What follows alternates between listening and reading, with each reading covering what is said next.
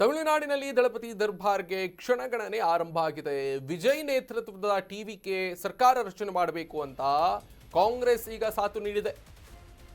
ಗಮನಿಸ್ತಾ ಹೋಗೋಣ. ಇದಕ್ಕೆ ಸಂಬಂಧಪಟ್ಟ ಹಾಗೆ ಮಾಹಿತಿ. ರಾಜಕೀಯ ಸಮೀಕರಣವನ್ನೇ ತಮಿಳುನಾಡಿನಲ್ಲಿ ಬದಲಾಯಿಸಿದಂತಹ ತಮಿಳಿಗ ವೆಟ್ರಿ ಕಳಗಂ ಸರ್ಕಾರ ರಚನೆಗೆ ಈಗ ಮುಂದಾಗಿರೋದು. ಸರ್ಕಾರ ರಚನೆಗೆ ಕಾಂಗ್ರೆಸ್ ಜೊತೆಗೆ ಈಗಾಗಲೇ ಮಾತುಕತೆಯನ್ನ ನಡೆಸಿದೆ. ಕಾಂಗ್ರೆಸ್ ಸಾಥ್ ನೀಡುತ್ತೆ. ಇಂದು ವಿಜಯ್ ಭೇಟಿಯಾಗಲಿರುವಂತಹ ಕಾಂಗ್ರೆಸ್ ಮುಖಂಡರು ಪಣಿಯೂರಿನಲ್ಲಿ ಭೇಟಿಯಾಗಿ ವಿಜಯ್ ಜೊತೆ ಚರ್ಚೆಯನ್ನ ಮಾಡ್ತಾರೆ. ಅಧಿಕೃತವಾಗಿ ಬೆಂಬಲ ಪತ್ರ ನೀಡಲಿರುವಂತಹ ನಾಯಕರು ಮೈತ್ರಿ ಸರ್ಕಾರದಲ್ಲಿ 2 ಸಚಿವ ಸ್ಥಾನಕ್ಕೆ ಬೇಡಿಕೆಯನ್ನ ಇಡ್ತಾರೆ ಅನ್ನುವಂತಹ ಮಾಹಿತಿ ಸದ್ಯಕ್ಕೆ ಲಭ್ಯ ಆಗುತ್ತೆ. ಸರ್ಕಾರ ರಚನೆಯಲ್ಲಿ ಮಹತ್ವದ ಪಾತ್ರ ವಹಿಸ್ತಾ ಇದ್ದೀವಿ ಅನ್ನುವಂತಹ ಕಾರಣಕ್ಕೆ ಆ ಒಂದು ಮಹತ್ವದ ಬೇಡಿಕೆಯನ್ನ ಇಟ್ಟು 2 ಸಚಿವ ಸ್ಥಾನವನ್ನ ಕೊಡಬೇಕು ನಮಗೆ ಅನ್ನುವಂಥದ್ದನ್ನ ಈಗ ಕಾಂಗ್ರೆಸ್ ಟಿವಿಕೆಗೆ ಇಡ್ತಾ ಇದೆ ಅನ್ನುವಂಥ ಮಾಹಿತಿ ಲಭ್ಯ ಆಗ್ತಾ ಇದೆ. ಮೊನ್ನೆ ಫಲಿತಾಂಶ ಬಂದ ಬಳಿಕವೇ ವಿಜಯ್ ಅವರ ತಂದೆ ಚಂದ್ರಕಾಂತ್ ಸ್ಪಷ್ಟವಾಗಿ ಹೇಳಿದ್ರು, ಕಾಂಗ್ರೆಸ್ ನಮ್ಮ ಜೊತೆಗೆ ಕೈ ಜೋಡಿಸಿ ಸರ್ಕಾರವನ್ನ ರಚನೆ ಮಾಡೋಣ, ತಮಿಳುನಾಡಿನಲ್ಲಿ ಜಾತ್ಯತೀತ ಸರ್ಕಾರವನ್ನ ಮಾಡೋಣ ಅನ್ನುವುದಾಗಿ ಕರೆ ಕೊಟ್ಟಿದ್ರು. ಅದಾದ ಬಳಿಕ ಕಾಂಗ್ರೆಸ್ನ ನಾಯಕರು ಲೋಕಸಭೆಯ ವಿರೋಧ ಪಕ್ಷದ ನಾಯಕರಾಗಿರುವಂತಹ ರಾಹುಲ್ ಗಾಂಧಿ ವಿಜಯ್ ಅವರಿಗೆ ಕರೆ ಮಾಡೋದ್ರ ಮುಖೇನವಾಗಿ ಕಂಗ್ರ್ಯಾಚುಲೇಷನ್ ಹೇಳುವುದರ ಜೊತೆಗೆ ಪಕ್ಷದ ಜೊತೆಗೆ ನಾವು ಬೆಂಬಲವಾಗಿ ನಿಲ್ತೀವಿ ಅನ್ನುವಂತಹ ಲೆಕ್ಕಾಚಾರದಲ್ಲಿ ಮಾತನಾಡಿದರು. ಅದಾದ ಬಳಿಕ ನಿನ್ನೆ 9 ಗಂಟೆ ಹೊತ್ತಿಗೆ ರಾತ್ರಿ ವಿಜಯ್ ಒಂದು ಟ್ವೀಟ್ ಮಾಡ್ತಾರೆ. ಕಾಂಗ್ರೆಸ್ ನಮ್ಮ ಜೊತೆಗೆ ಬೆಂಬಲಕ್ಕೆ ಸೂಚಿಸಿರುವುದು ಮತ್ತು ರಾಹುಲ್ ಗಾಂಧಿ ಇದಕ್ಕೆ ಸಮ್ಮತಿಯನ್ನು ಸೂಚಿಸಿರುವುದು ನಮಗೆ ಬಹಳ ಸಂತೋಷ ಆಗಿದೆ ಅನ್ನುವ ರೀತಿಯಲ್ಲಿ ಅಭಿಪ್ರಾಯವನ್ನು ವ್ಯಕ್ತಪಡಿಸ್ತಾರೆ. ಟಿವಿಕೆ ಬಹುಮತ ಸಾಬೀತಿಗೆ ಬೇಕಿದ್ದಂತಹ 10 ಸ್ಥಾನಗಳು ಗಮನಿಸಬೇಕಾಗುತ್ತೆ. ಟಿವಿಕೆ ಪಕ್ಷಕ್ಕೆ ಕಾಂಗ್ರೆಸ್ ಹಾಗೂ ಎಡಪಕ್ಷಗಳು ಸಾಥ್ ನೀಡಿವೆ. ಎಡಪಕ್ಷಗಳು ಮತ್ತು ವಿಸಿಕೆ ಪಕ್ಷಗಳ ಬೆಂಬಲಕ್ಕೂ ಕೂಡ ಟಿವಿಕೆ ಯತ್ನ ಮಾಡುತ್ತೆ. ಗಮನಿಸಬೇಕಾಗುತ್ತೆ. ವಿಜಯ್ ನೇತೃತ್ವದ ಟಿವಿಕೆ ಪಕ್ಷದಿಂದ ಸರ್ಕಾರ ರಚನೆ, ನಾಳೆ ಮುಖ್ಯಮಂತ್ರಿಯಾಗಿ ವಿಜಯ್ ಪದಗ್ರಹಣ ಆಗುವಂತ ಸಾಧ್ಯತೆ.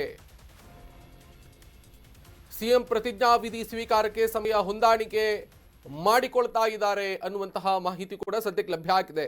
ನಿನ್ನೆ ರಾಜ್ಯಪಾಲರನ್ನ ಭೇಟಿಯಾದ ಬಳಿಕ ಸರ್ಕಾರ ರಚನೆ ಮಾಡುವುದಕ್ಕೆ ನಮ್ಗೆ ಅವಕಾಶವನ್ನು ಮಾಡಿಕೊಡ್ಬೇಕು, ಸರ್ಕಾರ ರಚನೆಗೆ ಬಹುಮತ ಸಾಬೀತು ಮಾಡುವುದಕ್ಕೆ 2 ವಾರಗಳ ಕಾಲಾವಕಾಶವನ್ನು ಕೊಡಬೇಕು ಅಂತ ವಿಜಯ್ ರಾಜ್ಯಪಾಲರ ಮುಂದೆ ಬೇಡಿಕೆಯನ್ನ ಇಟ್ಟಿದ್ರು. ಅದಾದ ಬಳಿಕ ನಡೆದಂತಹ ರಾಜಕೀಯ ಬೆಳವಣಿಗೆಗಳೆಲ್ಲವೂ ಕೂಡ ಗಮನಿಸಬೇಕಾಗುತ್ತೆ.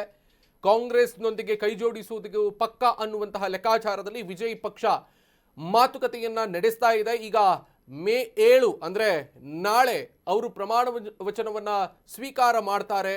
ತಮಿಳುನಾಡಿನ ಹೊಸ ಸರ್ಕಾರದ ಮುಖ್ಯಮಂತ್ರಿಯಾಗಿ ಅವರು ಅಧಿಕಾರವನ್ನ ಸ್ವೀಕಾರ ಮಾಡುವುದಕ್ಕೆ ಮುಂದಾಗ್ತಾ ಇದ್ದಾರೆ. ಜೊತೆಗೆ ಸಚಿವ ಸಂಪುಟದ ಲೆಕ್ಕಾಚಾರಗಳ ಸಂಬಂಧಪಟ್ಟ ಹಾಗೆ ಇವತ್ತು ಸಂಜೆ ಮೀಟಿಂಗ್ ಆಗುತ್ತೆ. ಕಾಂಗ್ರೆಸ್ ನಾಯಕರ ಮತ್ತು ಸಿಪಿಐ ಸಿಪಿಎಂ ನಾಯಕರ ಜೊತೆಗೆ ಮೀಟಿಂಗ್ ಆಗುತ್ತೆ. ಪಿಎಂಕೆ ನಾಯಕರು ಕೂಡ ಅಲ್ಲಿ ಭಾಗಿಯಾಗ್ತಾರೆ ಅನ್ನುವಂಥ ಮಾಹಿತಿ ಇದೆ.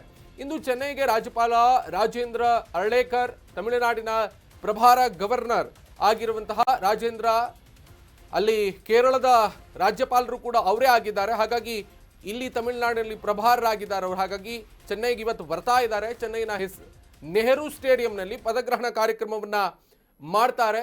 ವಿಜಯ್ ಜೊತೆ 9 ಮಂದಿ ಶಾಸಕರು ಸಚಿವರಾಗಿ ಪ್ರಮಾಣವನ್ನ ಸ್ವೀಕಾರ ಮಾಡ್ತಾರಾ ಅನ್ನುವಂಥ ಪ್ರಶ್ನೆ ಕೂಡ ಉದ್ಭವ ಆಗಿದೆ. ಗಮನಿಸಬೇಕು, ಈ ಥರದೊಂದು ರಾಜಕೀಯ ಸಮೀಕರಣ ತಮಿಳುನಾಡಿನಲ್ಲಿ ಆಗಿರೋದು. ಡಿಎಂಕೆಯನ್ನ ಈ ಹಿಂದೆ ಬೆಂಬಲಿಸ್ತಿದ್ದಂತಹ ಚಂದ್ರಶೇಖರ್ ಅಂದ್ರೆ ವಿಜಯ್ ಅವರ ತಂದೆ, ಅದಾದ ಬಳಿಕ ಡಿಎಂಕೆಯಿಂದ ಒಂದು ಹಂತಕ್ಕೆ ಅವ್ರಿಗೆ ಬೇಸರ ಆಗುತ್ತೆ.